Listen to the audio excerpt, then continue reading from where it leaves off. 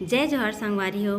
Chhattisgarhi कलेबाज channel में आप सब संगवारी मन के बहुत बहुत स्वागत है। आज मैं बनाने वाला हूँ छत्तीसगढ़ के प्रसिद्ध व्यंजन चावल आटा के पूरी मतलब चौसेला के। एकर बर में यहाँ 2 प्याज, हरा मिर्च और थोड़ा सा धनिया और 1 कटोरी चावल आटा ले हूँ। अब एक ठो परात में 1 चम्मच नमक, 1 कटोरी चावल आटा और बारीक कटे हुए धनिया, मिर्च और प्याज डाल देथन संगवारी हो। अब एला पहले सूखा ही मिक्स कर लेथन, ओकर बाद में थोड़ा थोड़ा गर्म पानी डाल के एला एक ठो लोई बना के रख देबो।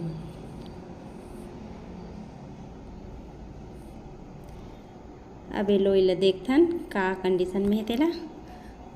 बहुत अच्छा मस्त नरम बन गए है। अब एकर छोटे छोटे लोई बना लेथन और हाथ में लेके पूरा उंगली मन के मदद से ऐसे हाथ से ही एला पोए जाथे। अब एल तलथन एक एक ठो तलबो तो मस्त फूलत जाही। चावल आटा की पूरी यानी कि चौसेला बन के बिल्कुल तैयार है संगवारी हो। टमाटर चटनी